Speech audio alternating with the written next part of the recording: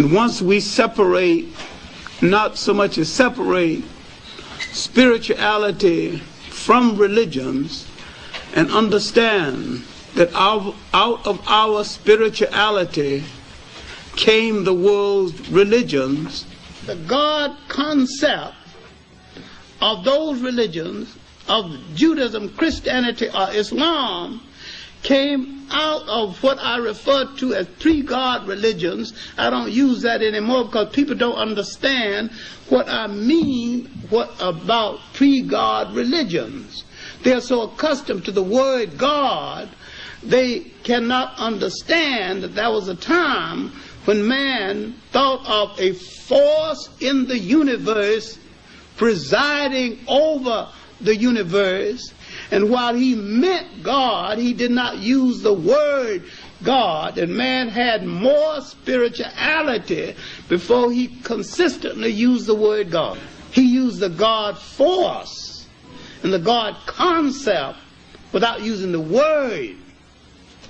He meant the same thing, and ultimately Western man interpreted that as meaning the same thing. Spirituality is a way of accepting the fact that there is a spiritual force in the universe larger than all of mankind. Let's go back during the time of antiquity. The word antiquity means ancient time. Yes. There was no religion, no place on planet Earth. You have to realize that. Going back into Africa, you will find the Africans living in the continent of Africa not having a religion, but they had a spiritual way of life that included the ancient Egyptians also. They paid homage to their ancestors. They paid homage to nature. They knew the laws, the cosmic laws of the universe, and they lived their lives according to these various laws of the universe. Man must be in harmony with nature. Man must not be in a violent struggle against the elements. And that man and God and nature are in partnership one to the others. And all of the elements with man, and all life is linked together in cause and effect. In a harmonious chain, there was no death, but a continuation of life. And the European concept of life is a violation of harmony. When you look at Russia and the United States, look at their struggle to control the world. It makes no sense. It is out of harmony. Not only with nature, it is out of harmony with common sense. It is a violation of nature to poison the air, to endanger babies. Nature gave you fresh air to breathe. You throw everything out of harmony when you put poison in the air. God created the spring, God created wind to purify the air. He didn't do this for man to put chemicals and spoil the air so that the child couldn't breathe. The African thought about all of this as part of the totality of life. So his religion stemmed out of bringing life in line with the harmony of God's creation. And if we are to create a new way and a new harmony and a new decency for all people, we must bring things in harmony with nature.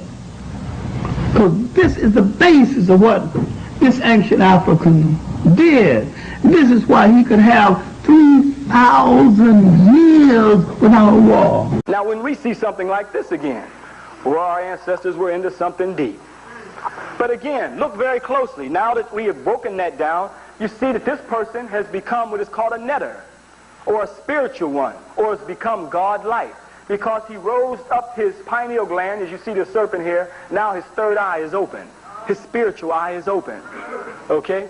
So again, we looked at nature. We used symbols. Why did we use symbols? Because symbols operated on the collective consciousness of the mind. Okay? We still have, as Brother Dr. Richard King pointed out, which he expounds on this very well from his research, that even though they have destroyed our libraries, they have not destroyed our genetic libraries that's in us. It's just lying there dormant.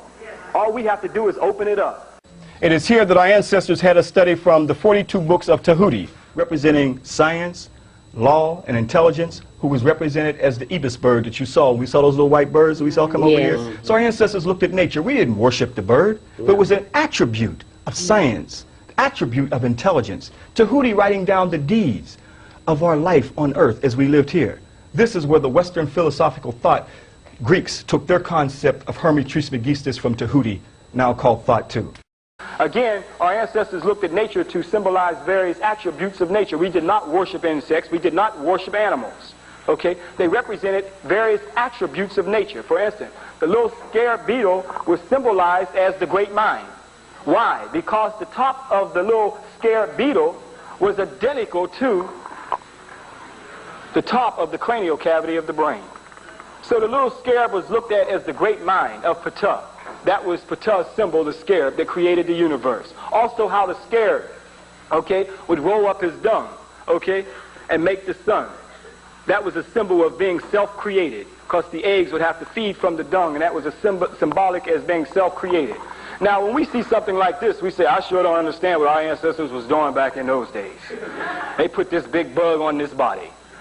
What in the world is this? What you see here, remember I said in the beginning God created the heavens and the earth, and the earth was without form and void, and the Spirit of God moved across the deep? Okay? So we see nothing but darkness. The scarab symbolized Ptah, black. The red body symbolized the sun that was created. Our ancestors saw ourselves in relationship with that of nature. We were totally connected with nature. We did not worship animals and insects. There were various attributes because we looked at nature for our communication.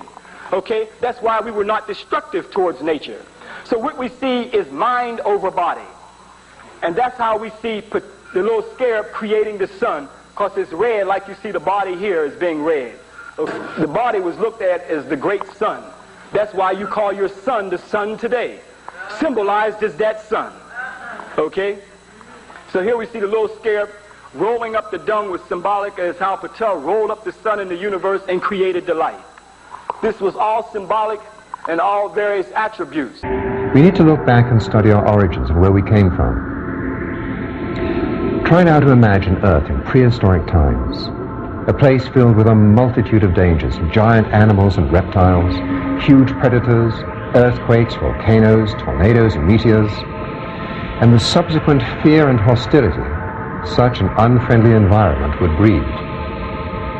If you could be a time traveler and be spirited back to these ancient times, complete with all the sophisticated modern knowledge you now have, admit it, you'd be scared to death. I know I would be. Now try to imagine what it must have been like for these ancient people, totally devoid of all the knowledge we now take for granted about the awesome forces of nature. A volcano erupts, destroying everything in its path. The sky reverberates with thunder as a violent electrical storm hurls thunderbolts to earth, which start fires. Tornadoes sweep people, animals, and trees away into the sky.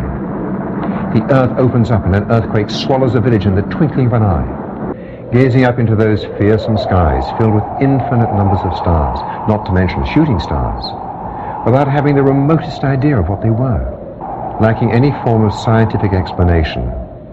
Is it any wonder that these ancient peoples created a myriad of all-powerful nature gods and the countless myths that surrounded them? The gods which have been worshipped and sacrificed to for thousands of years since, and the sun, which became known as God's sun, the light of the world. Human beings are the only creatures capable of the process of logical thought, of imagination, and of questioning everything around them. Now you can see all three pyramids. Now in the further back is the pyramid of Khufu, Khafra, and Menkaure. Keep in mind, brothers and sisters, that our ancestors had astronomical science, astrology, where they studied the stars and so forth. One of the things that's been brought to astronomers' attention is that they noticed that the pyramid of Khufu and Khafra, if you notice right here, are in a perfect alignment. Okay? It's a perfect alignment. But the question is that why would such a perfect alignment and perfect structure where they built the small pyramid of Menkaure off course? Can you see it off course? Yeah.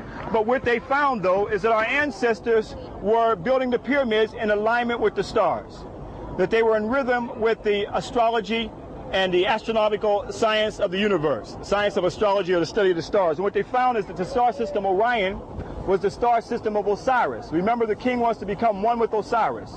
So by aligning the pyramid of Khufu, Khafra, and Menkaure with Orion, and that's why they built the pyramid of Menkaure slightly over and not in alignment, because the pyramids were built off the alignment of the star system Orion.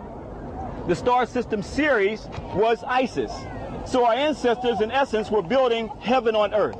They were taking the science of the stars and building the pyramids exactly as they saw the heavenly body, or the cosmological universe. Figure out why Menkaure's pyramid was not in a perfect alignment, but it fits with the alignment of the star system Orion. As well as the other pyramid layout, it fits into the constellation that our ancestors saw of Osiris. And that is the constellation of the man that they have today, as a figure of a man.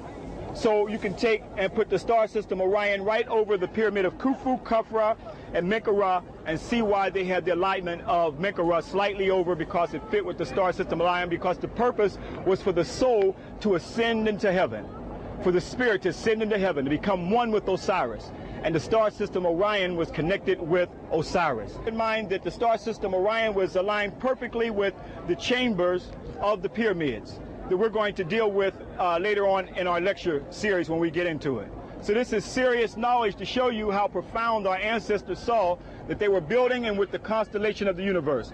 Tomorrow when you go into Saqqara, you're also going to see the pyramid of Unas, showing the first concept of ascension into heaven. Long before there was Christianity, long before there were little white angels with wings under, that we get a concept that we're going to go to heaven, Unas already had the concept of ascension into heaven, or a spirit going into heaven, known as astrotheology. So this is what our ancestors saw, the soul becoming one with the great god Osiris in the constellation of Orion, which was the symbol for Osiris. And the star system Ceres was for Isis. Powerful astronomical knowledge that our ancestors had, showing how in tune our ancestors were with the heavenly bodies. In essence, building heaven on earth. Spirituality is a way of accepting the fact that there is a spiritual force in the universe larger than all of mankind. But someone had to come along and invent a word called God. And someone had to say of another God, and say, mine is better than yours. And someone had to create faith. Someone said, I have the true faith. Religion is the organization of spirituality into something that became the handmaiden of conquerors. Nearly all religions were brought to people and imposed on people by conquerors and used as the framework to control their mind. My main point here is that if you are the child of God and God is a part of you, then in your imagination, God's supposed to look like you. And when you accept a picture of the deity assigned to you by another people, you become the spiritual prisoners of that other people. The representation of God should always be the gray. It should always be the black, because it can produce produce all things. The representation of God should always be the great. It should always be the black, because it can produce all things. The representation of God should always be the great. It should always be the black, because it can produce all things. The representation of God should always be the great. It should always be the black, because it can produce all things.